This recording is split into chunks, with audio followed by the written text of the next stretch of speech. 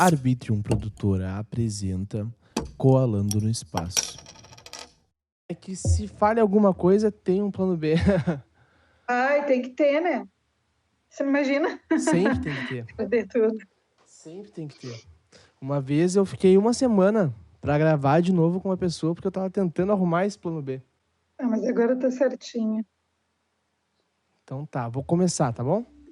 Tá bom.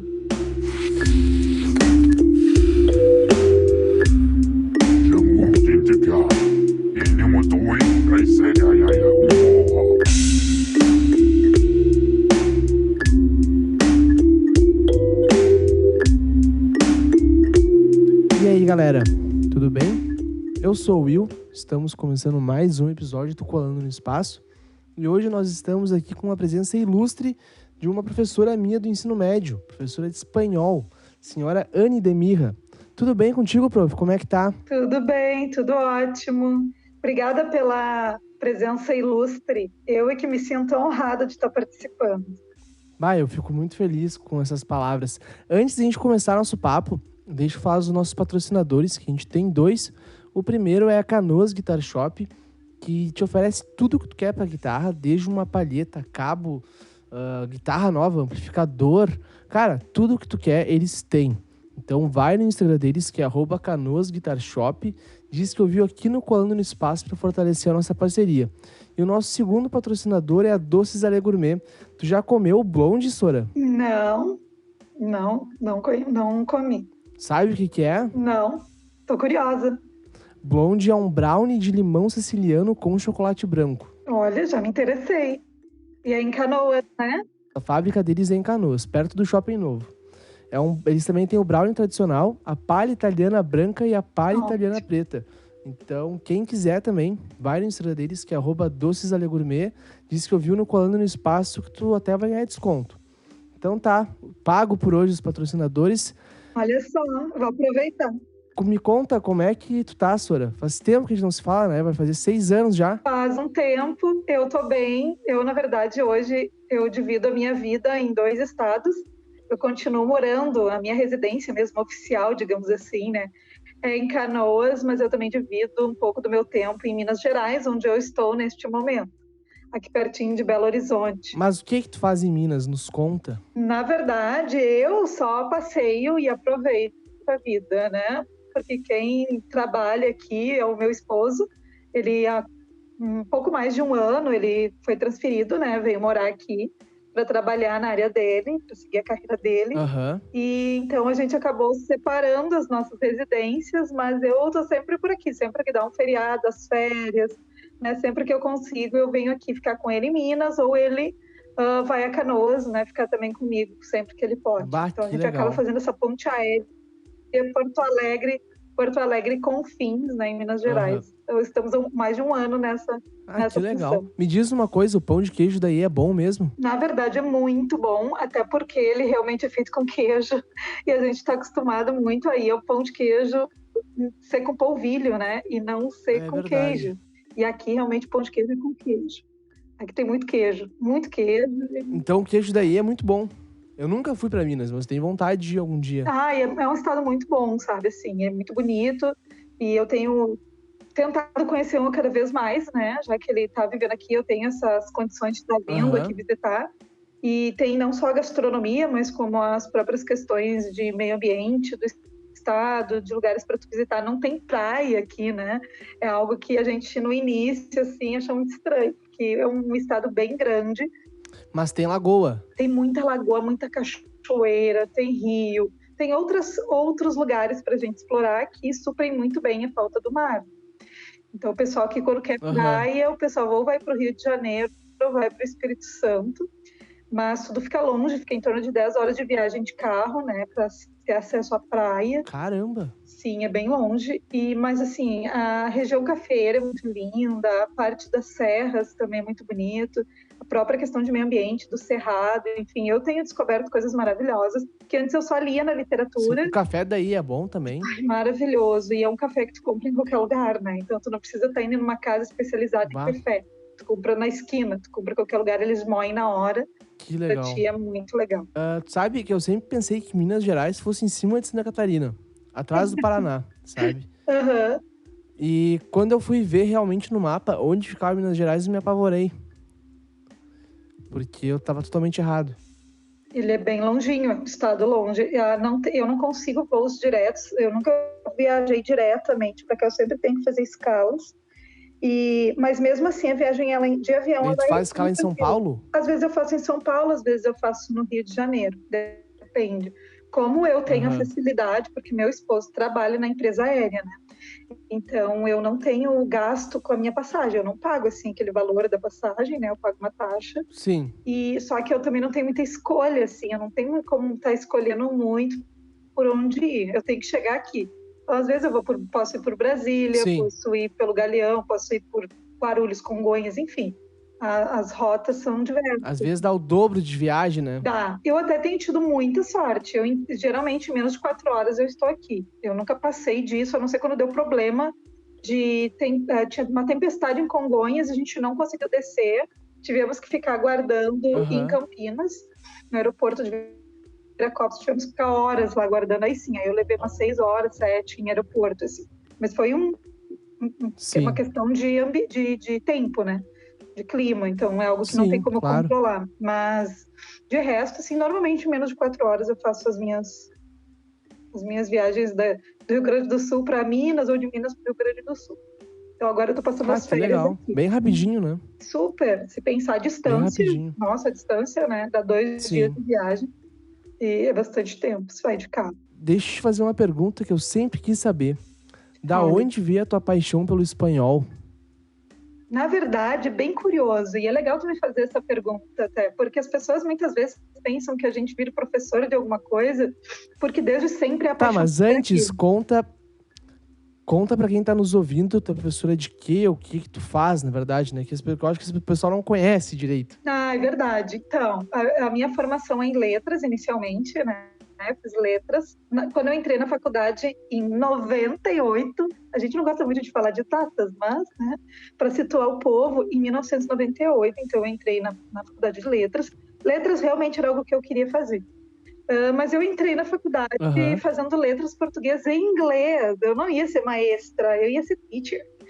E era minha vontade enorme de ser professora de inglês, e era o que eu queria. E aí depois eu me apaixonei pela literatura, fazendo a faculdade.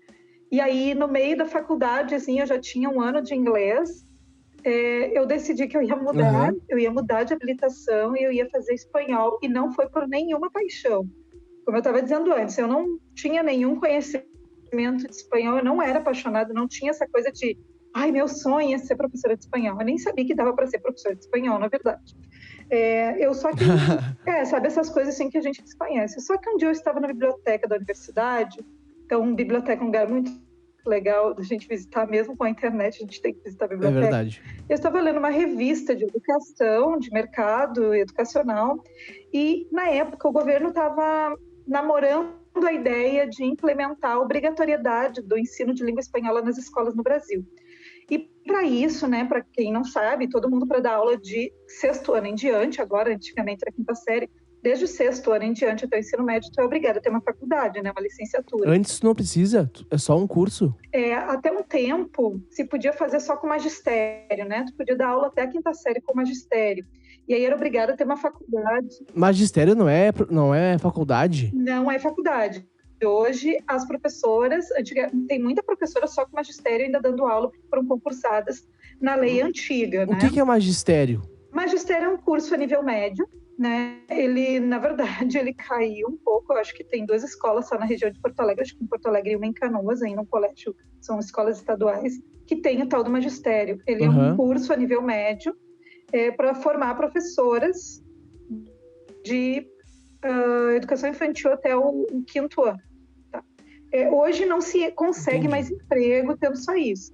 Hoje quem tem só magistério, o máximo que vai conseguir às vezes é trabalhar uma escolinha, só a escola de educação infantil, não colégio, como auxiliar educativo, né? Para ser professora mesmo, profissional, é obrigada a fazer pelo menos pedagogia, para trabalhar com a educação infantil e até o 5º ano. Do 6º ano em diante, tu tens que fazer uma licenciatura na área que tu quer ensinar. Em geografia, história, enfim, ciências, matemática, aí tem que ser na área. Na época, eu fazia letras para ser professora de inglês do que seria hoje o 6º ano em diante, que era o que eu queria. Não queria dar aula em cursinho, nunca fui muito fã. Mas eu também já trabalhei, né? Porque tem uma época na vida que tu tem que dar para tudo que é lado, né?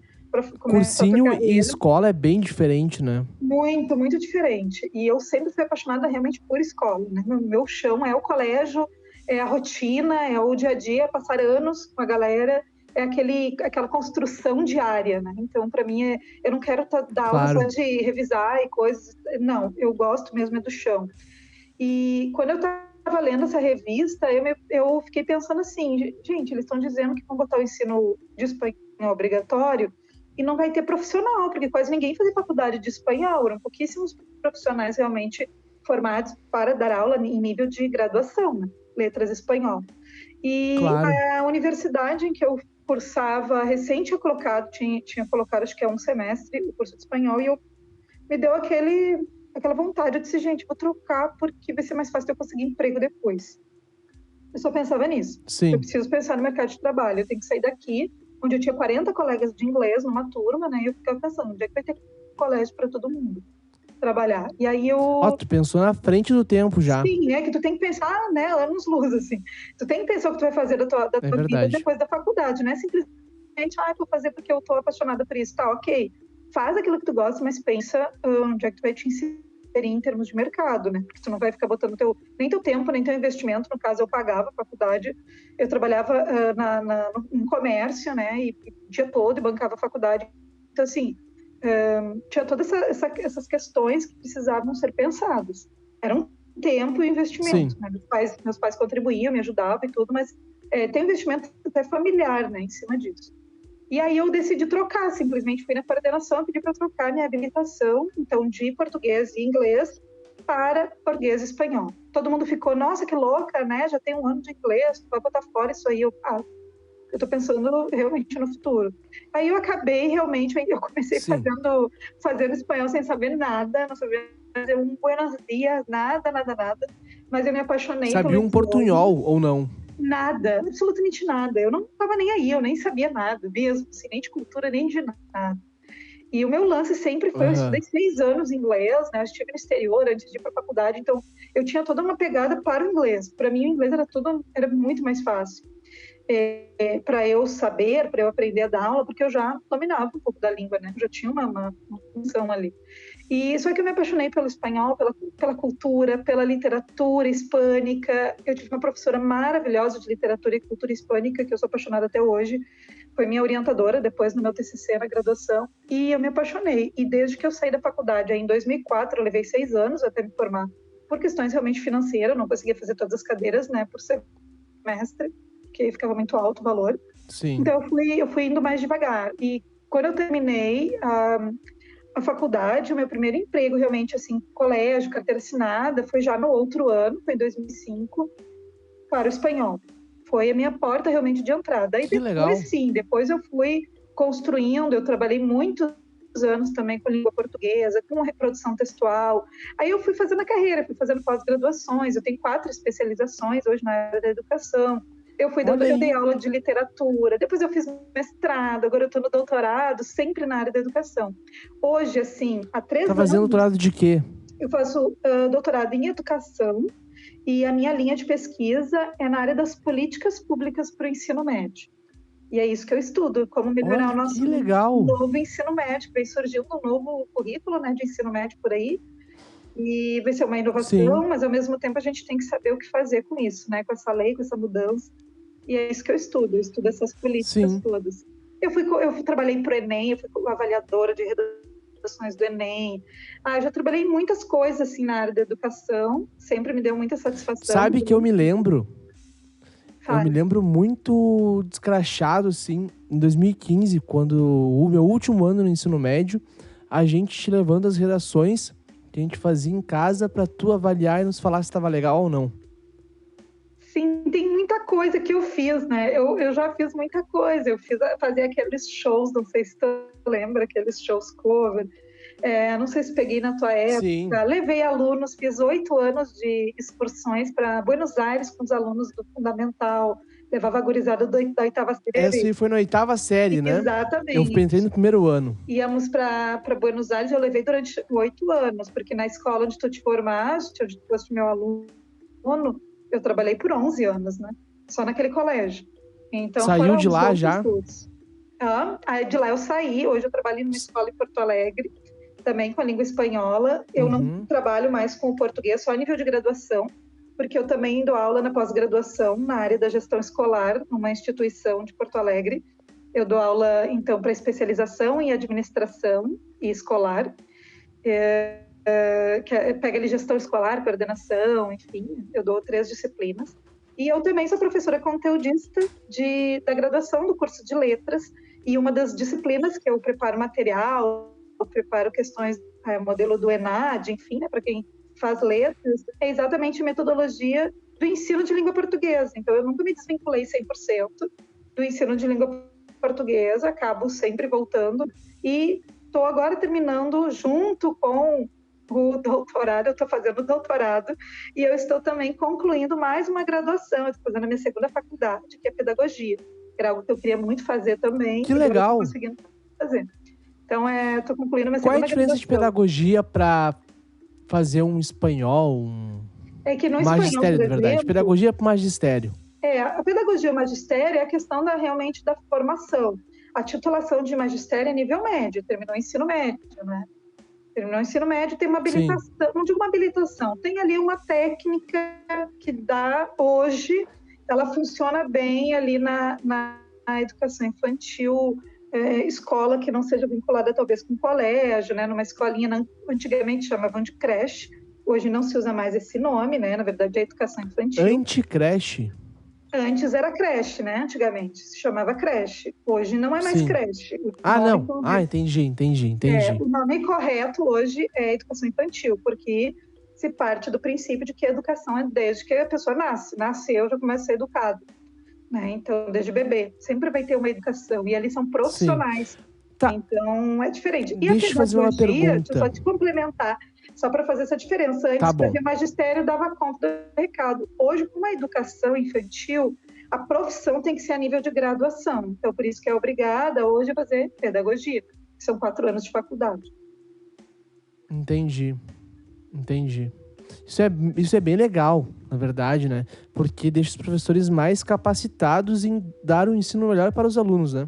Com certeza. Quanto mais qualificado, melhor, né? Melhor o trabalho. Qualquer profissional. Ninguém vai pegar um engenheiro, por exemplo, para construir um prédio, um engenheiro que não tenha concluído a sua faculdade ou que não tenha feito já alguma coisa, ou enfim, que não tenha qualificação. Quanto mais qualificação, quanto mais experiência ele tiver, mais confiança as pessoas têm, né, em contratá-lo. A mesma coisa um professor. Quanto mais experiência, quanto mais qualificação formal, melhor o seu trabalho. Tá, e olha só, tu como professora, tu não acha que deveria ter algum ensino social, não a sociologia em si, mas um ensino social dizendo racismo é errado, homofobia é errado, tu falar que o outro é pobre é errado, entendeu? Eu acho que isso deveria ter desde a primeira série. Na verdade, hoje, com os avanços nos estudos e as próprias políticas, por isso que é tão importante estudar políticas, né? Políticas públicas, não político partidário, que é outra coisa. Mas as políticas públicas e como elas são desenvolvidas no nosso país são super importantes. Nós temos o nosso grupo de pesquisa, porque eu faço parte de 2 grupos de pesquisa, um deles que é vinculado, né, o meu doutorado é vinculado a esse grupo. Eu tenho colegas que estudam as políticas voltadas, por exemplo, à questão do racismo, né, na escola. Como combater o racismo, realmente, desde os pequenos. Então, embora muitas vezes nós não tenhamos uma disciplina, um componente curricular formalizando isso, nós temos todos esses temas sendo tratados que a gente chama de forma transversal, ou seja, em todas as disciplinas e em todos os projetos pedagógicos das escolas. As escolas têm uma lei, eu não sei te dizer porque não é a minha área de estudo específica, né, trabalhar com essas leis, por exemplo, contra o racismo e de ensino étnico-racial, mas existe já uma disciplina que é feita na faculdade obrigatória, inclusive agora na pedagogia eu realmente tive que fazer, que é da educação étnico-racial e para também a formação indígena. Então, a gente aprende desde, Sim. né, da nossa formação como professor a trabalhar com os estudantes também para se, eu não digo combater 100%, erradicar, que é o sonho, é erradicar, né, completamente qualquer forma Sim. de É uma preconceito. utopia, né? É uma utopia. Eu acho que nada se faz, a gente não alcança nada se nós não tivermos uma utopia, que a gente vai lutando para alcançá-la. Embora a gente saiba racionalmente que nunca vai chegar no 100%, a gente sonha com isso. E faz de tudo, e cria A utopia estratégia. serve para te caminhar, né? Exatamente, é como olhar para o horizonte. Tu nunca vai chegar no horizonte, tu está olhando para ele. Tu, né? Sim. Tu tem aquela esperança, né? Eu vou chegar lá, mas tu vai ficar caminhando ao redor da Terra eternamente, tu nunca vai chegar no horizonte, porque ele é a tua Tu utopia. sabes que eu parei e pensei quantos negros eu estudei junto, né? Só um. E no meu terceiro ano se formou somente um, dois no máximo no colégio que eu estudava. E isso, quando eu parei e me liguei nisso, eu fiquei muito abismado. Muito mesmo. E é interessante essa tua colocação, porque é algo que eu tenho feito uma reflexão há bom tempo, porque eu tenho sido professora desde a minha formação em 2004, ali 2005 que eu comecei a trabalhar na rede privada. Desde então eu tenho me dedicado à rede privada de ensino, sempre escolas privadas. E o número de estudantes que eu tenho negros, eles vão diminuindo à medida que vai avançando o nível de ensino. Eu já dei aula na educação infantil, né? Dei aula de espanhol, dei aula nas séries iniciais, no ensino fundamental todo, e hoje eu me dedico no colégio somente à educação, ao ensino médio. Já faz uns anos que eu trabalho só com ensino médio. E o que eu tenho visto é que no ensino médio, menos alunos ainda, menos alunos negros eu tenho, cada vez menos. Nas séries iniciais, a educação infantil se encontra um pouco mais, mas jamais, né, se nós olharmos para a escola pública, por exemplo, onde eu fiz meu estágio, as escolas públicas onde eu faço pesquisa, que eu pesquiso a escola pública, eu tenho muito mais estudantes, alunos e alunas negros do que na escola privada, principalmente a escola privada que está situada no centro da cidade. E muito mais ainda quando está Mas na eu te capital pergunto, do por estado. que isso? Nós aí vamos entrar numa questão que aí, nossa, tem muito assunto para falar sobre isso, mas observando, assim, né, até os estudos que a gente tem tido, tem conseguido, né, avançar, enfim, tudo faz parte de uma questão histórica. Nós tivemos anos e anos, séculos de escravidão, e quando houve a suposta, né, libertação dos escravos, não houve nenhuma reparação, não houve estudo, não houve um preparo para a sociedade, simplesmente, né, teve a Lei Áurea e as pessoas saíram, os que saíram, né, e realmente foram ter as suas vidas fora dos seus donos, porque alguns ainda acabaram, nem sabiam, né, estavam lá nas fazendas, nem sabiam que tinha tido já uma lei que os libertava, muitos continuaram sem saber, né, na ignorância disso. Foi uma princesa que libertou, né? Na verdade, ela foi o pivô, assim, né? Ela foi aquela que assinou, mas o movimento abolicionista, ele já vinha caminhando. O Brasil foi o último país, né, a realmente legalizar. Como sempre. E isso já vinha caminhando. Se nós olharmos, por exemplo, alguns autores, alguns escritores da literatura já no romantismo brasileiro, como Castro Alves, por exemplo, era um abolicionista, ele já trazia na sua própria obra, como Navio Negreiro, ele já foi um poema belíssimo que já trouxe a questão toda social, né, da escravidão.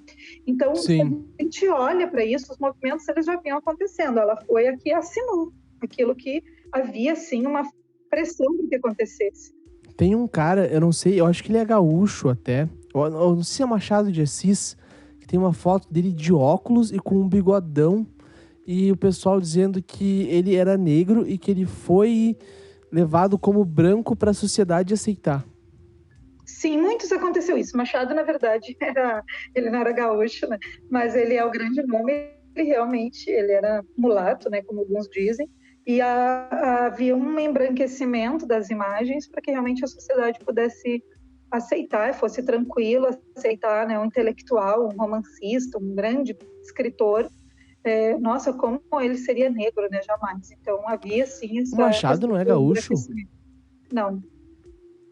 E ele era carioca. Sério? Pra mim ele sempre foi gaúcho. Não, talvez tu esteja confundindo com Quintana, enfim, que era gaúcho. Mas o Machado não, e é o grande nome nosso, também estudado até fora do país, né? Literatura riquíssima. Mas a história toda que cai lá na escola, que a escola é um reflexo total da sociedade, não é o contrário, né? A gente enxerga a sociedade Com inteira certeza. dentro da escola. E essas classes que vão aparecendo, e essas divisões, e como eu disse antes, na escola privada isso fica mais evidente, pelo poder aquisitivo, enfim, essas distinções de classe, sim, que acabam fazendo a distinção também de raça, social. Todo mundo diz, não existe raça, raça é só humana. Não existe naturalmente, biologicamente não, mas a sociedade instaurou, digamos assim, as raças, né? Socialmente as raças existem, elas foram criadas para dividir, né, as pessoas e para criar grupos que se sentem mais poderosos ou melhores, né, do que outros, sempre na ideia da superioridade. Eu acho que um belo exemplo de raça, assim, não é de raça, de sociedade, de que existe essa subdivisão, né, é tu olhar num recreio de ensino médio ou de ensino fundamental, recreio de escola, no geral, tu consegue ver que existe essa subdivisão. Sim, ela é muito clara, e ela acaba trazendo outros problemas. Por exemplo, se eu tenho mais estudantes brancos na escola privada, no ensino médio, uma escola, né, em que as pessoas têm já um poder aquisitivo melhor, fazem cursinhos, se preparam, a preocupação deles é só com a universidade, com passar no vestibular de uma grande instituição, enfim, né, fazer carreira. Se esse número é maior de brancos, é óbvio que na universidade, essas universidades de renome, por exemplo, nas federais, o que eu vou encontrar mais são brancos. Por isso a importância das cotas. Tem gente que não gosta, que bate o pé, que não. Acho isso. As cotas são importantes para fazer essa reparação histórica. As cotas são muito importantes. Sabe o que eu acho muito chato e, desculpa o palavreado, mas escroto dos estudantes, é que passam a vida inteira estudando numa baita de uma escola e ainda precisam gastar com um cursinho para conseguir passar numa faculdade pública. Sendo que se pegassem todo esse dinheiro que gastaram durante 6 anos, sabe? Eles conseguiriam pagar uma faculdade privada. Nós já temos alguns estudos que falam exatamente isso. Fizeram um cálculo já, né? Não sei te dizer precisão agora, mas assim, foi feito o cálculo. Uma família que coloca o seu filho desde o primeiro ano, né, digamos assim, até o terceiro do médio, ele nunca reprovando, não está tendo que fazer de novo nenhum ano. Quantos anos ele vai estudar? São 9 anos do fundamental, mais 3, são 12 anos. Se tu pegar os 12 anos de escola privada, ele paga a faculdade e sobra, porque a faculdade é o quê? 5 anos? Né? Dependendo do curso, então... E já bota um cursinho, né, junto. Sim, só que aí tu pensa bem, de alguma maneira tu tá sendo preparado, se tu tem poder aquisitivo, tu tá sendo preparado desde o primeiro dia de escola, desde a educação infantil. Na verdade, tu é preparado para conseguir passar numa universidade pública. E, então é muito injusto pegar aquele menino que nunca teve essa oportunidade, que às vezes ainda trabalha para ajudar a família, que em algum momento teve que evadir, teve que sair porque teve outras prioridades, como não morrer de fome. Eu sempre digo, não adianta da educação se a barriga está vazia, ninguém vai aprender. Então, pensar nesses estudantes, o injusto seria que eles não tivessem um lugar. Eles também disputam, apesar de ser cotas, eles também fazem vestibular e também disputam com outros cotistas. Não é simplesmente, entrei, não fiz nada e entrei. Não, eles também têm que dar o seu suor ali. Né? Então, dizer que não, tá tirando a minha vaga, por favor. A gente tirou a sociedade tirou a vida dos negros. Eles não tiveram vida por quantos séculos? Sim. Então, Eu acho que quem tá tirando o lugar é o branco indo para uma escola particular. O branco não, o mais rico, né? Indo para uma escola pública. Eu sempre fui contra isso. É porque a universidade pública... universidade. Por isso, a universidade pública, o objetivo dela é atender quem, né, não pode pagar como um direito, né? Eu tenho direito de fazer faculdade. e eu não tenho condições financeiras, então, de alguma maneira, eu tenho essa possibilidade de fazer de forma gratuita. Por isso, inclusive, pelo vestibular acabar sendo um filtro, digamos assim, né? Porque eu sempre digo para os meus estudantes, enquanto o Enem, todos têm condições de ter boas notas, se todo mundo estudar, todo mundo pode tirar 1000 no Enem, por exemplo, no vestibular, não. Sim. Sempre ele vai ser uma peneira, ele vai peneirar. O vestibular é feito para excluir, não para incluir. Porque só passa por ele quem realmente tem aquelas condições acadêmicas, de conhecimento acadêmico, não conhecimento de vida, a conhecimento acadêmico puro e simplesmente. Já no Enem, até o tipo de questão é diferente, porque eles querem saber a tua relação do teu conhecimento de 3 anos da escola, do ensino médio, com todo o conhecimento adquirido na vida, né? Tanto que tu faz várias relações com notícias, sim, relações com música, relação com outras coisas da vivência, com situações mais atuais, enfim. Então, há essa diferenciação que as pessoas, sim, precisam entender, que o vestibular ele tem um outro propósito. O fato de entrar numa instituição pública já te diz que tu, em termos acadêmicos, está melhor, independente de ter passado lá pelas cotas ou não, né? Ou pela ampla concorrência. Claro. Das duas formas, tu é o melhor, né? Então, é uma forma... Aí todo mundo diz, não é o ideal as cotas. Não é o ideal. O ideal é que não precisasse, mas precisa. Então, ainda nós precisamos, sim, das cotas. Seja racial, seja mas cota... Mas tu sabe que eu acho... também financeira, né? E tudo. Sim. Eu acho muito errado isso, porque quantas pessoas que têm muito dinheiro que eu conheço que estão numa universidade federal? E tem muitas pessoas que não têm nada, não têm o que comer na mesa e estão lutando para conseguir alguma vaga em alguma instituição, mesmo se for privada ou federal. E a maioria das pessoas que estão lutando conseguem em uma universidade privada e não em federal. E geralmente, vou te dizer... Isso eu acho muito errado. E eu vou ampliar tua análise agora com a divulgação cada vez maior dos cursos em educação à distância, né, os EAD. Ainda aquele que trabalha e que luta, ele está indo para EAD, onde os preços, os valores das mensalidades são muito abaixo do que muito seria barato. uma faculdade presencial. Eu tenho essa experiência porque a minha pedagogia, eu estou fazendo EAD, eu não estou fazendo pedagogia presencial. Por quê? Porque eu já faço um doutorado, já tenho uma caminhada de pesquisa, já tenho uma forma de estudar que eu consigo dar conta sozinha. Mas ele também se torna um pouco difícil e há um número muito grande de desistências da EAD. Porque para tu ter disciplina para estudar em casa também, tu não pode estar cansado. Por exemplo, chega do trabalho, porque meu esposo fez uma semipresencial, ele tinha aula presencial uma vez por semana. Meu esposo trabalhava à tarde e noite, ele chegava às 3 da manhã, das 3 da manhã ele chegava, tomava um banho, seu lanche lá, e era o horário dele estudar. Então ele estudava até 5, 6 da manhã, aí ele ia dormir, para poder fazer a faculdade que ele queria. Porque ele também teve que fazer nesse modelo, porque o horário dele de trabalho era bem complicado. Mas dá muita evasão, porque as pessoas também não aguentam, né? Elas têm muita dificuldade para manter essa rotina.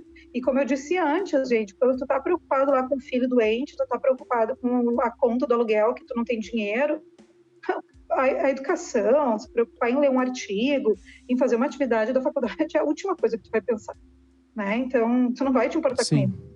Tu tá ali com, sei lá, um problema em casa e tal, tu não vai te preocupar. Realmente, a primeira coisa que tu acaba desistindo é do curso, é da tua faculdade, da tua formação. E é o que a gente tem visto no mercado, né? O mercado vai acabar, infelizmente, para essas pessoas, o mercado vai selecionar depois por aptidão, porque quem se forma... Eu não vou dizer que a EAD não funciona, tem universidades excelentes em EAD, mas se o estudante não tiver disciplina, ele perde, né?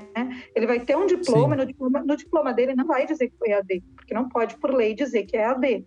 Tem que dizer que tu é formado em pedagogia, enfim, não vai dizer ali que foi educação à distância. Só que não adianta, quando tu chegar e vai concorrer com alguém, vai ter que fazer uma seleção, vai participar de um processo seletivo, enfim, um concurso, quem vai te selecionar é o mercado. Se tu sabe ou não, daquilo que tu te formou. Sabes, eu também faço uma faculdade de AD, né? E eu vejo que é quase 1/5 a menos do valor de uma presencial. É muito em conta. E eu vejo que para te fazer AD, tu tem que ser autodidata. Tem que ter disciplina, tem que ter rotina de estudo e tem que saber o que está fazendo, né? Não adianta, tem que vamos fazer um resumo, uma resenha crítica do artigo tal. Não adianta se tu não sabe o que é resenha crítica. Ninguém vai te ensinar o que é resenha. Tu já tem que saber essas coisas. Porque isso era para tu ter aprendido no ensino médio, né? Os tipos de texto. Ou ir pro Google, né? Ou então vai pro Google, mas também se tu não tem dificuldade de compreender um texto, de repente tu não vai entender a estrutura de uma resenha. O que tu vai acabar fazendo? Ou tu pede ajuda, ou tu paga para alguém fazer, ou tu copia do colega. E é isso aí que vai acabar fazendo esse filtro, né? Quando eu preciso de alguém realmente com a excelência daquilo que aprendeu, ou vai surgir alguém que passou, mas não aprendeu. E isso vai fazer diferença na hora de trabalhar. Claro. Agora vamos para outro assunto muito também, não é crítico, mas muito difícil de se falar. Eu quero saber de ti o que tu acha da questão da sexualização da mulher. O que tu pensa sobre isso? Eu penso que primeiro a gente tem que desconstruir o patriarcado, né? Enquanto nós formos uma sociedade patriarcal, sempre a mulher, dizem que ela amadurece antes que os meninos. Não, ela não amadurece. Ela é forçada a virar mulher muito cedo. Então, se corta a infância, se faz esse corte desde sempre. A minha avó casou, não, acho que é uma prima, sei lá quem dela lá, ela não, porque ela teve que cuidar dos filhos quando os pais morreram, dos irmãos, né? Quando os pais dela morreram. Mas as mulheres casavam com 13, 14, 15 anos, né? Tu vê agora essas discussões a respeito de rapazes mais velhos, com 26, 28, namorando meninas de 15, de 16. Hoje a gente tem um olhar... Isso existe ainda? Sim, muito. Hoje a gente tem um filtro mais crítico sobre isso. A pedofilia, mas isso tá aí, grudando, esfregando na cara da gente, tem que ser combatido o tempo todo. Mas é tão estrutural e talvez, olha, eu vou arriscar, tá, dizer que o patriarcado é mais forte ainda do que o racismo. Porque a pior coisa para uma mulher no Brasil é nascer mulher, negra e pobre. E eu não estou dizendo com isso que ela é menor. Não, ela vai sofrer mais. Isso é um absurdo. Ela nasce condenada, isso é um absurdo. Mas se ela nascer nessas 3 condições, vai ser perda. Ela ser mulher já é uma perda. Se ela for negra, também. Se ela for pobre, então piorou. E a forma como a sociedade faz essa separação também é muito forte, né? Se tu observar, por exemplo, assim, uma mulher não pode ser competente, só competente. Né? Se ela consegue um cargo numa empresa, ou eu vejo muito nas universidades, se ela consegue um cargo de destaque, qual é a conversa de boteco? Né? Ah, viu? Fulano no mínimo dormiu com não sei quem. Beltrano fez tal coisa. Ah, mas é porque ela está com não sei quem. Ela nunca conseguiu por mérito da competência profissional. Porque ela é inteligente, porque ela estuda, porque ela é dedicada, porque ela, sabe, tem insights maravilhosos. Nada disso. Eu sei porque eu sofri isso na pele. Né? Eu tive uma certa ascendência dentro da pesquisa numa época. Eu tive que mudar de universidade, eu tive que sair. Por quê? Porque eu era associada a ser protegida de um determinado pesquisador que era muito reconhecido e que tinha um certo poder e tinha um lugar, né, de poder na universidade. Então, eu fui realmente acusada. Quando eu descobri que a coisa estava rolando, esse tipo de conversa, já estava enorme, assim. Eu fiquei muito tempo sem saber, graças a Deus, né, sem saber que isso rolava. E como é que tu se sentiu? É horrível, né? Eu tive depressão quase 3 anos, né? Depois lutando contra a depressão, porque eu fui totalmente apagada. A Anne, professora, a Anne, pesquisadora, a Anne que não dormia de madrugada estudando, essa foi apagada. Ficou quem? A protegida do fulano. E vá saber o que mais Sim. que diziam, né? Porque tem coisas que não chegam pra gente. Tu sabe me dizer em que ano foi isso? Eu até posso, mas é que se eu te falar o ano, eu vou revelar pessoas. E aí eu não posso fazer isso. Porque vai entrar numa questão... Não, tudo bem. Até legal, mas então né? eu só vou te fazer uma pergunta e tu me responde só com sim ou não, tá? Tá.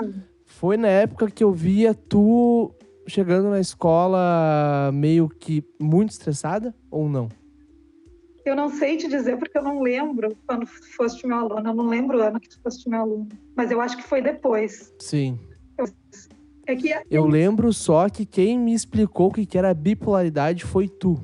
Sim, mas aí era uma outra questão, porque a bipolaridade é algo que eu tenho, né? Eu tenho transtorno bipolar. Eu trato há muitos anos, já tenho acompanhamento. Graças a Deus estou bem estável. É um problema que a gente pode um dia conversar só sobre isso. porque é bem importante também quando Sim. as pessoas quando descobrem, como assim tu é bipolar? Mas que é super normal, mas elas não sabem que dá para ser, não digo normal, assim, no sentido do que elas esperam, mas a gente pode ter uma vida assim equilibrada de muita qualidade, desde que bem cuidado e muita consciência de o que nós temos, né? É uma doença como se fosse qualquer outra. E as pessoas estigmatizam porque é uma doença mental. Bom, eu vivo muito bem. E Estou aí, né?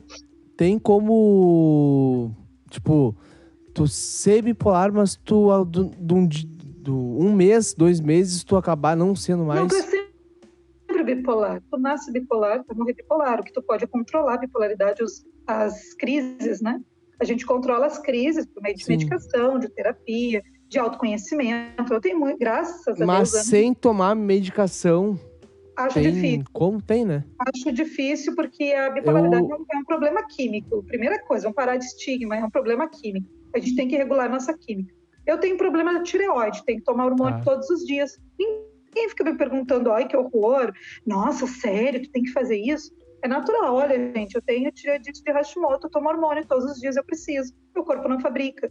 Beleza. Bom, meu cérebro, ele desequilibra, né, alguns componentes químicos ali e eu preciso regular. Então, eu tomo, sim, estabilizador de humor, isso para mim é muito tranquilo. Eu tomo hoje com uma dosagem muito baixa, só para realmente controlar. E eu tenho, olha, eu sempre digo, né? Eu acho que sou a prova de que dá para, sim, ter uma vida com qualidade, fazer coisas. Imagina, eu tô aí, né? Bem-sucedida, graças a Deus, na minha carreira, de professora, que é o que eu desejei ser. Sim. A ser professora não foi segunda opção, sempre foi a minha primeira opção de trabalho, de profissão. Tô lançando meu livro agora, tá chegando já o meu Não livro, dia sabia disso. 19, logo já vai ser minha live de lançamento, depois eu te mando o convite. Então, eu tô lançando um livro na minha área, eu Ah, tô que fazendo um legal. doutorado, tô fazendo a minha segunda graduação. Eu tenho, né, já quase 20 anos de experiência em sala de aula, eu nunca surtei, nunca matei nenhum aluno. Eu sempre brigo, eu sou bipolar, gente, mas eu não sou daquela que bate nos outros, né?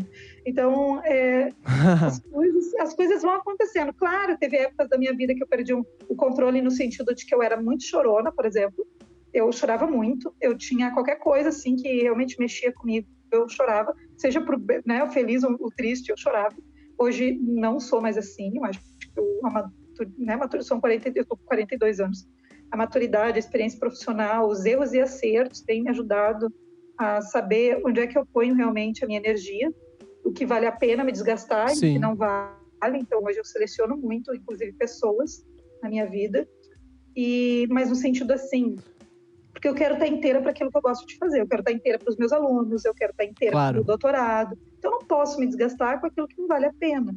Eu acho que isso só se aprende com muitos anos de autoconhecimento. Tem que saber os teus limites. Deixa eu só fazer um parênteses nisso. Eu sofri um acidente, né, em 2019. E depois disso, voltei na minha psicóloga e ela me falou, tu tem grandes chances de ser bipolar. E depois que ela me falou isso, eu comecei a ver muito na pele que eu realmente poderia ser um bipolar, né? E quando aconteceu isso, eu acabei ficando sem dinheiro para continuar mantendo o tratamento. Eu tava tomando muitos remédios e nenhum desses remédios estava adiantando. Eu só sentia mais, e eu tava ficando louco. Daí um dia eu fui comprar os remédios na farmácia, deu R$ 200 de remédios. E eu, não vou comprar isso aí. Não vou comprar, eu vou bater no peito e eu vou conseguir ser uma pessoa melhor, sem remédio. E quando eu vi, eu ainda tenho algumas pequenas crises, né? De ficar irritado muito rápido, de mandar alguém se fuder, mas é muito menos do que antigamente, sabe? E eu não sei agora que tu me falou, não sei se realmente pode ser bipolaridade ou só pode ser algum outro transtorno. Olha, eu não sei te dizer, porque isso teria que ser realmente um médico, né? Eu levei quase 4 anos para conseguir realmente que a minha psiquiatra tivesse um laudo mais definitivo e inclusive a própria bipolaridade. Quase 4 anos? Quase 4 anos, porque no início tu é tratado, por exemplo, eu como a minha tendência é depressão, eu era sempre tratada para a depressão. E não, né, ninguém pensa assim, Sim. nossa, de repente isso é... Não. E até porque eu fui diagnosticada lá pelos 22 anos, são 20 anos já, né? 22, 23 anos. Então, é um tempo. A medicina também avançou e as pessoas estão falando mais sobre isso, né? Elas estão também se observando Sim. mais. Então eu chegava, me dava um antidepressivo, em 3 meses resolvia a minha história. Beleza, no próximo ano estava tudo de novo. Até que uma psiquiatra, sim, passou a fazer todo um estudo de tempos, assim, de me perguntar sobre o passado, me perguntar das minhas reações da minha vida. Aí foi legal, porque foi um trabalho junto com a psicóloga e a psiquiatra, era uma equipe, né? Então, essa Que questão legal. de buscar realmente os teus gatilhos, como dizem, gosto muito de usar essa palavra hoje em dia, né? Antigamente nem se falava nisso. Os gatilhos, aquilo que faz com que tu te entristeça ou te irrite. Eu tenho problema com essa coisa da perda da paciência, assim, né? Eu noto que alguma coisa tá me tirando do lugar, mas hoje eu tenho técnicas de autocontrole. Hoje eu desenvolvi algumas estratégias minhas, inclusive para nem chegar a ter esse tipo de situação. Quando tem... Tu pode me dar um exemplo de uma? Por exemplo, quando aconteceu a situação na universidade, que eu acabei tendo que sair, né? Fui fazer meu doutorado em outro lugar, porque estava muito complicado, eu me magoei muito, eu me decepcionei com as pessoas que estavam ao meu lado, como colegas de pesquisa, e de repente, né, eu fui surpreendida que todos falavam de mim, eu não sabia. E quando eu vi, eu estava enredado numa história gigante lá, que só acabou com a minha imagem sem eu ter feito absolutamente... Eu sempre disse, né, eu paguei um pato que eu não deveria, porque eu não fiz o que dizem que eu fiz, e no fim eu saí como se eu tivesse feito. Então, denegrindo realmente e eliminando totalmente a Anne, como eu disse, a Anne profissional, pesquisadora, né, esforçada. Ficou a outra Anne, ficou a Anne que as coisas para eles foi facilitada, porque eu era protegida de alguém. Nessa época, quando eu saí, ter feito essa escolha de sair foi uma estratégia. Se eu tivesse ficado, eu não sei, porque eu tive muitos momentos de raiva. É óbvio que eu sentiria raiva. Qualquer ser humano, na sua normalidade, sentiria raiva de ser acusado de coisas que nunca fez, de não saber que as coisas estavam sendo tramadas pelas suas costas, por ver sua carreira ameaçada, depois de tantos anos de estudo e dedicação, ser dado uma rasteira tão grande. Por quê? Porque eu era mulher. Se eu fosse homem, isso não teria acontecido. Ninguém dizia, ele protegidinho do fulano, ele deve estar, sei lá, dormindo com o Beltrano. Não. Né? No meu caso, aconteceu por quê? Porque era mulher. Né? E, então, essa questão sim existe, né? Ela é muito forte. Quanto mais ascendência tiver profissionalmente, mais se encontram essas barreiras. A mulher vai encontrar, não conheço uma que cresceu e que não lutou contra isso, e a gente tem que lutar, mas naquele momento, para eu sobreviver, mentalmente falando, eu tive que sair. Eu tive que ir para um lugar que eu não tinha pensado antes. Hoje eu sou muito feliz nessa universidade que eu estou, mas eu não tinha pensado antes. E depois eu acabei realmente rompendo todas as questões profissionais que eu tinha com a antiga instituição. Eu rompi com tudo. Eu simplesmente, inclusive, bloqueei pessoas nas minhas redes sociais. Eu não quis mais saber de lá, né? Eu não tenho nenhuma relação com ninguém daquela época, que estava envolvido nesse problema. São estratégias. Tu sabe que tu tem que sair. É tóxico se tu ficar.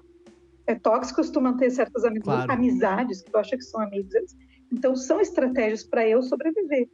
Então, o apoio da família, óbvio, né? Meu marido é maravilhoso, super me apoiou e ficou comigo o tempo todo do meu lado, nunca, né, desconfiou, acreditou no que diziam, sempre ficou do meu lado. Porque quem está contigo te conhece, ninguém é melhor que quem está contigo. A minha família foi, para mim, naquele momento, foi realmente o meu esteio para eu decidir, para eu ter força de decidir. Hoje as pessoas dizem assim, a família é o pilar de tudo, né? E é tudo, sabe? Pode até ter desavenças, enfim, mas quem vai te segurar na hora ali da pegada é a tua família. É para onde tu vai correr, sabe? Bom, eu não posso te falar que isso é mentira, porque, né, sofri um acidente, quem tava do meu lado era minha família. Então, não tem muito como eu te falar que tu tá mentindo, porque eu já vivi isso na pele também, mas numa outra vertente, sabe? Sim. Mas sempre assim, tu vai correr, porque quando eu tinha amigos, né, ali naquela situação, quando eu fui olhar para os lados, eu vi que não tinha ninguém mais, ninguém ficou, porque as pessoas tinham muito medo, muitos trabalhavam na instituição, tinham medo de ser demitido se ficassem do meu lado, teve toda uma questão assim de muito assédio moral, né, nessa relação. Então, claro, foi muito problemático, e eu fiquei, teve uma hora que eu olhei para os lados e eu não tinha ninguém. Teve um dia que eu caí assim em mim, sabe? Eu estava em casa, eu comecei a chorar, meu marido olhou para mim, o que foi? Olha para mim. Eu dizia para ele, olha para mim, não tem ninguém, não fico ninguém. Quem é que me procura? Quem é que me manda um WhatsApp para saber se eu tô bem? Quem é que, sei lá, me acompanha em algum lugar, né? Que me dá um apoio? Ninguém, sabe? Eu fiquei realmente sozinha. E aí muitos dizem assim, nossa, tu foi muito guerreira. Não sabe o preço que a gente paga para lutar pela gente mesmo, porque eu fiz aquilo por mim, né? Eu fiz porque eu precisava me salvar, É eu precisava me verdade. salvar de tudo aquilo lá. Então, uma coisa que eu digo, né, para quem vai nos ouvir depois, né, primeira coisa, por mais dolorido que seja, a renúncia dos lugares e das pessoas que não nos querem bem. A gente precisa renunciar, não, mas eu vou dar a volta por cima e eu vou esfregar na cara. Não, minha filha, tu não tem que esfregar na cara de ninguém, vai ser feliz, vai viver a tua vida por ti, não como uma resposta ou uma Falou vingança tudo. para ninguém. Não, eu não tenho que me vingar de ninguém, eu tenho que buscar ser feliz, a minha vida é muito curta, daqui a pouco pode acabar, e aí? Falou tudo. Fui feliz? Não, fiquei lá de vingança, disse aquilo. Não vou. Então eu saí, eu mudei totalmente de tudo, né? Eu saí da instituição, os laços de trabalho, tudo. Eu larguei tudo, e foquei em outras oportunidades que foram, hoje, né, eu vejo que são muito melhores em termos profissionais, de reconhecimento financeiro, inclusive, né? E reconhecimento, valorização Sim. do que eu faço, do meu trabalho. Então, demorou, eu levei 3 anos me recuperando daquele baque que eu tive. Em 1 ano eu saí. Mas hoje tá tudo bem. Graças a Deus tá tudo bem. Mas é aquilo, né? Policiamento. Coisa boa. Sempre tá de policiando. Sempre cuidando para não entrar numa outra roubada, digo assim. Tu aprende, tu não pode fazer de novo. Tenta, né? Não errar de novo. Claro. Já mas é isso, a gente Sora, vai sempre experienciando vários tipos de preconceito. E como eu te disse, se não quebrar o patriarcado, a questão tanto da sexualização das meninas, né, e o exagero da objetificação da mulher, enfim, tudo vai continuar e às vezes pior, né? Porque hoje a mídia também ela escancara muita coisa e as pessoas saem acreditando. É verdade. Isso é o que mais complica a vida de muita gente, né? Sim. Questão das mídias sociais. Deixa eu te fazer já estamos em 50 minutos de conversa. Maravilhosa tá? conversa. E agora eu preciso ir para a reta final. Muito boa. Nem parece que já passou 50 minutos. Incrível, muito bom. Eu vou te fazer uma pergunta, 2 perguntas, na verdade. A primeira, o que tu tem achado desse nosso mundo virtual? E como que a gente pode fazer para sair dele? Sair não se sai. Eu acho que ele faz parte do nosso mundo, não é outro mundo, é o nosso. Eu não sou a Anne somente, né, analógica. Eu sou a Anne o tempo todo também virtual e digital, e não tem isso, não vai sair. O que a gente precisa, e a minha grande luta também na educação, eu trabalho muito com essa vertente, é humanizar as relações, mesmo as virtuais. A gente precisa humanizar, tem que ter gente ali, né? Não dá para ser só um ícone, enfim, que aparece para mim, que me mostra um lado. Eu preciso humanizar essas relações. Isso eu tenho tentado fazer, né? De alguma maneira, ficar próxima das pessoas que vão se aproximando, vão vendo coisas que elas gostam em mim, nas minhas postagens, enfim, naquilo que eu vou trazendo. E algumas coisas eu já desisti, que eu vi que não tem, né? Então, por exemplo, tem uma fake news. Tentar ir lá nos comentários daquela fake news, trazer as pessoas à realidade, mostrar que aquilo é mentira, não dá certo. A gente só bate boca, né? Eu vejo as bateção de boca e os desgastes desnecessários, e ninguém muda de opinião, tá? Eu tenho acompanhado o Twitter, a minha tese de doutorado é baseada também em algumas incursões sobre educação no Twitter, então quando dá esses bafafá sobre Enem, sobre agora a questão do Felipe, como é que é o nome daquele menino? Felipe... e o menino que é... o cara tá no Big Brother? Não. Felipe Neto, eu acho que é. Um blogueiro aí. Felipe Neto, é bem famoso. O Felipe ele Neto. botou uma questão aí sobre... ele botou uma questão sobre literatura no Twitter, se é uma treta literária, sobre que não se deve ler os clássicos na escola, blá, blá, blá. Bom, o que se deu? Eu vi ali muitas discussões. Isso tudo, para mim, é assunto para tese. Eu faço pesquisa em cima disso, do que acontece na rede, no Twitter. Eu analiso o Twitter. Hoje tem uma plataforma, inclusive, para cientistas no mundo. Uma plataforma toda em inglês. Então eu vou cuidar do que eu tuito. Para mim, tudo, quanto mais livre for, os comentários e as ideias lá, para mim, melhor, né? Tanto que eu não falo muito. Quando eu estou estudando aquele Twitter... Tu me segue no Twitter, né? Eu sigo, E para mim é tudo material de pesquisa. Então deve ver que eu falo muita coisa. Não, mas muita coisa. Eu falo muita coisa... É material de pesquisa, tem que ser livre, leve e solto. Não pode ficar pensando que alguém está te estudando. Sim. Senão não dá certo. Mas é uma plataforma em que as pessoas as pessoas se põem muito livremente ali as suas opiniões, né? Nem sempre elas usam nem o nome delas, então elas tiram essa responsabilização de si mesmas enquanto seres humanos, e ali sim elas aparecem simplesmente ideias, e a maior parte delas sem uma argumentação mais profunda, só que é ótimo para pesquisa, porque ali as relações se dão, e humanizar essas relações é o que a gente tem que se interessar em fazer. Eu não sei como fazer, se tu perguntar, não sei, mas algumas coisas eu tenho notado que não dão certo, tá? Que não vão rolar. Destruir fake news não vai rolar. Isso tem que ser feito de forma mais formiguinha. Eu faço isso com os meus alunos, numa análise de texto mesmo, em espanhol. Eu trago uma fake news em espanhol. E a gente vai analisar as questões, tanto da língua ali, do uso da língua, quanto as questões de produção daquele texto, que é o que nos importa, né? Como é que esse texto foi feito, por quê e qual o objetivo? E eu consigo fazer isso em língua estrangeira. Sim, isso é muito bom. Isso é muito bom. E o que tu espera para esse nosso ano de 2021, com esse reta final de pandemia, né? Pelo amor de Deus, eu quero vacina, né? Eu quero vacina logo. Eu também. Eu quero deixar essas máscaras de lado. Eu já nem combino. No início eu combinava a máscara com a roupa, eu já uso qualquer coisa que eu acho. Máscara eu vou usar. Eu acho máscara que a gente vai ainda usar um bom agora. tempo, né? Eu acho que eles estão falando em terminar as vacinações mesmo, de dizer assim, nossa, todos estão imunizados somente em 2022, final de 2022 no Brasil. A estimativa é essa, final de 2022. Então, assim, a gente tem muito que usar ainda, se cuidar e tudo, mas eu acredito que, assim, se não piorar com as novas cepas e tudo, né, do corona que vem vindo, se tudo der certo, se Deus quiser mais esse ano, a gente já tem uma expertise que a gente já viveu o ano passado, que foi assim, quando ninguém sabia nada.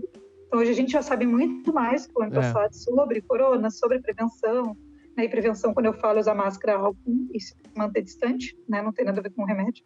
E medicamentos, nada a ver. Sim. Né? Se quiser ficar sem vermes, ok, toma um remedinho para vermes. Mas isso não vai te livrar. Toma cloroquina que passa.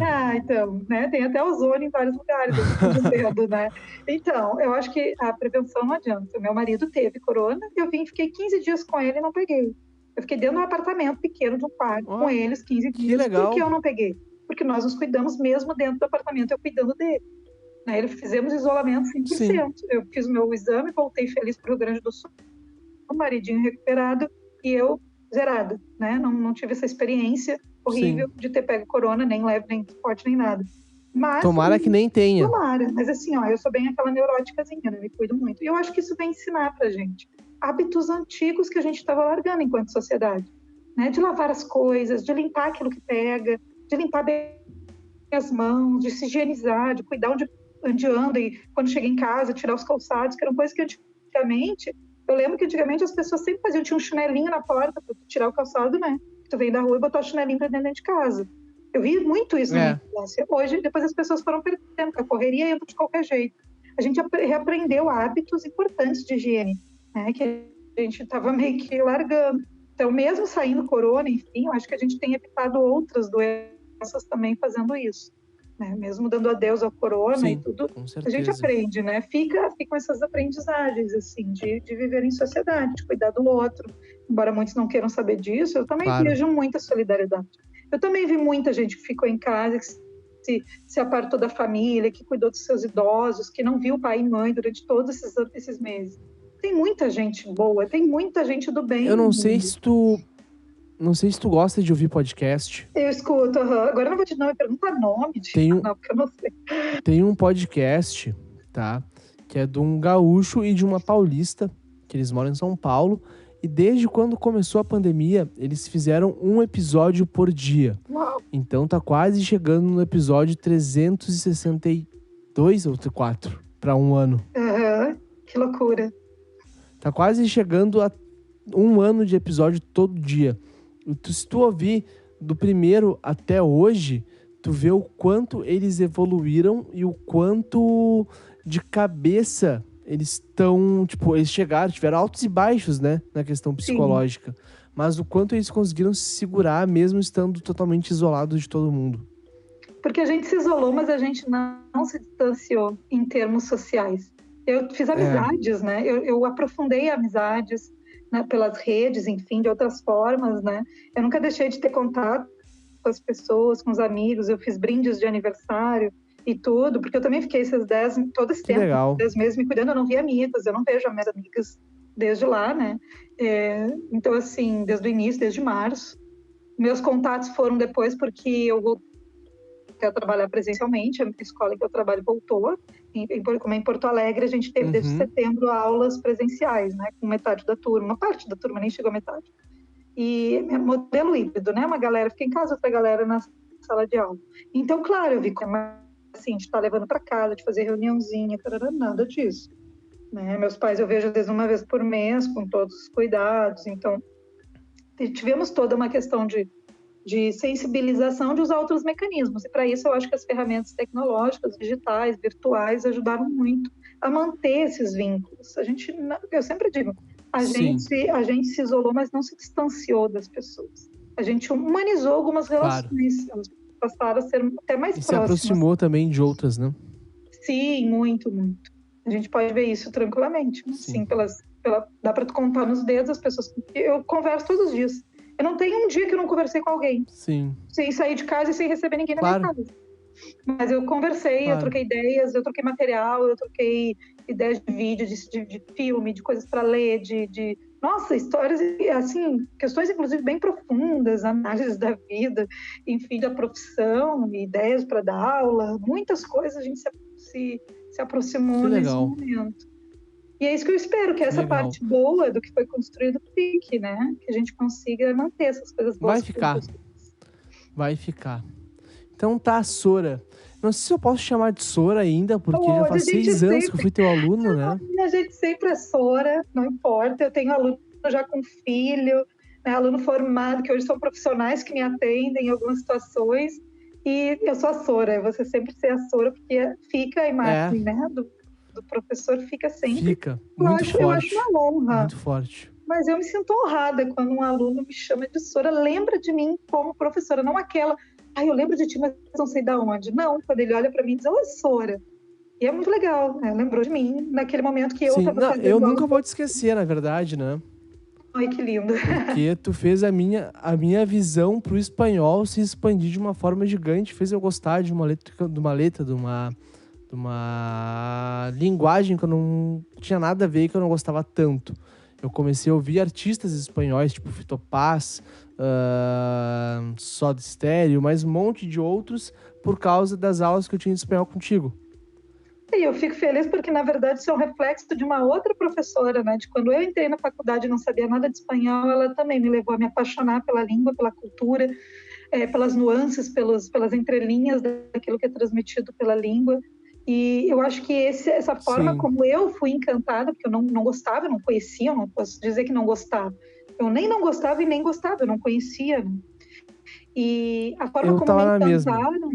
e a forma como me encantaram, eu acabo, acho que, meio que reproduzindo, né, isso. E alunos que seguidamente eu escuto isso. Eu não gostava, nossa, eu passei a gostar, eu passei a me interessar. Sora, eu descobri tal coisa...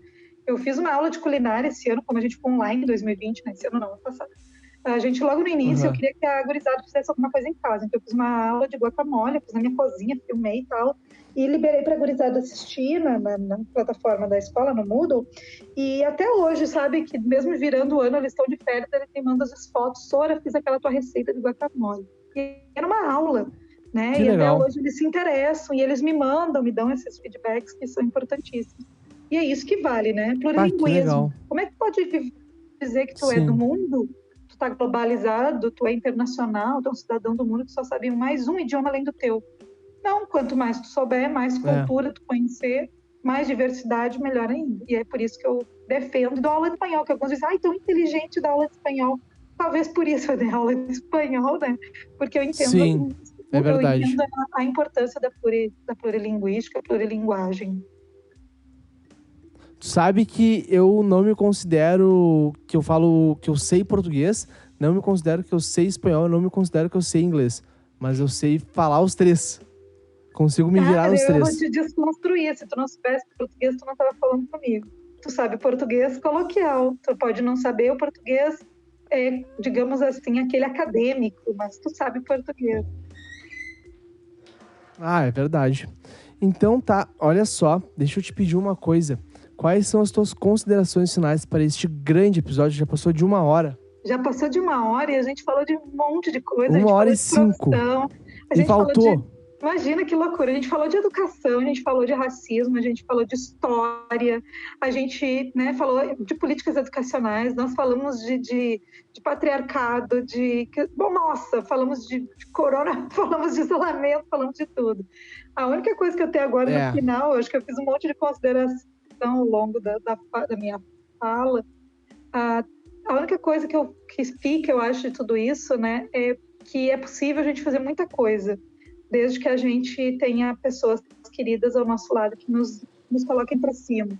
Eu fui uma aluna que evadiu no ensino médio, eu fui aluna da educação de jovens e adultos, né, terminei no supletivo no ensino médio, e eu só cheguei adiante porque eu tinha uma família do meu lado, e porque depois eu tinha um marido do meu lado, amigos poucos, mas muito fiéis, alguns, né, que não faziam parte daquele problema que eu tive na academia, mas que sempre tiveram na minha vida, são pouquíssimos, eu posso realmente contar os amigos que eu tenho hoje numa mão, né, nos dedos de uma mão só, mas são amigos próximos que sempre estiveram ali comigo. Então, minha consideração, tudo a gente pode, desde que a gente esteja bem alicerçado e rodeado de gente que nos queira bem, de verdade. Aí a gente consegue fazer muita coisa, inclusive cair e levantar. Né? É verdade. Eu sou um exemplo disso, querendo ou não. Com certeza, somos, né? Somos exemplos, eu acho que fica aí essa dica. Somos de gerações diferentes. Eu sou mais velha que tu, podia ser meu filho.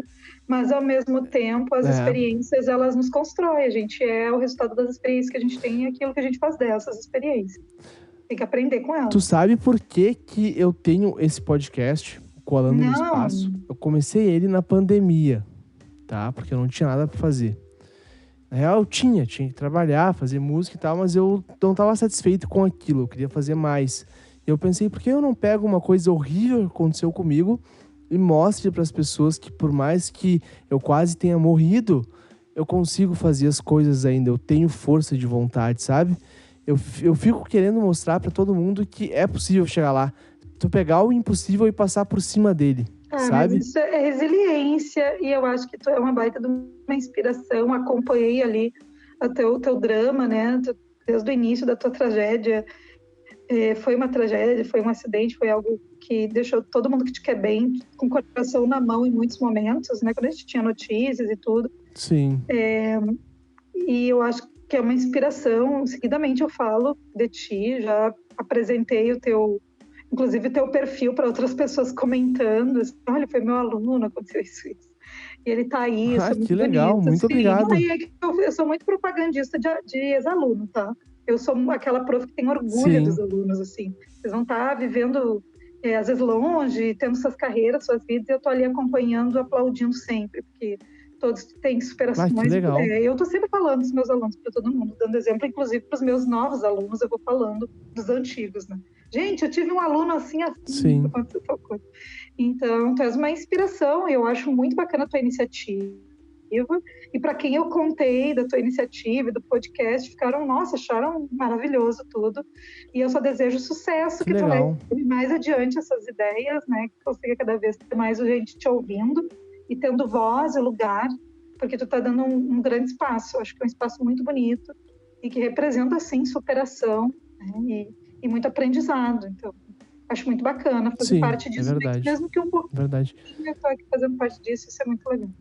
Te agradeço por isso, pelas tuas palavras, são muito importantes para mim que tá fazendo o podcast, porque por muitas vezes a gente olha os números, e os números, querendo ou não dizem nada, né? Mas com os números tu acaba se sentindo para baixo, porque, não bateu tantos números, então não tá dando certo. Sabe? E muitas vezes, querendo ou não, eu acabo pensando assim, vou parar, vou largar tudo, porque isso aqui já passou, já não é mais o que eu gosto de fazer, sabe? Só que quando eu paro e penso, mas eu tô fazendo de novo, por que eu tô fazendo de novo? É porque eu gosto de fazer isso. É que nem tudo a gente gosta o tempo inteiro, 100%, né? Eu também tenho momentos frustrantes dando aula. Eu também fico infeliz às vezes dando aula e fico pensando, sério que eu vou continuar isso quantos anos mais, né? Mas ao mesmo tempo eu vou lá de novo no outro dia. E aí no outro dia eu me realizo. E no outro dia tem um brilho, né, em algum olho que brilha lá, alguma coisa que eu disse que tocou alguém que aprendeu uma coisa nova, e aí eu vou de novo, mesmo que as Sim. frustrações surjam. Eu acho que tem uma questão bem importante. Isso... A gente tem que gostar, mas tem que ter disciplina para aquilo que a gente faz. Também é bem importante. Eu acho que essa questão de tu gostar do que tu faz é muito mais importante que o dinheiro, né? É toda a vida. Se fosse por dinheiro, eu não era professora. Eu seria qualquer outra coisa. É. Olha, eu acho que eu seria... É verdade. bem fazendo muitas outras coisas. Sim. Sora, então me diz as tuas redes sociais para quem tá nos ouvindo, que a gente tá estendendo muito aqui já.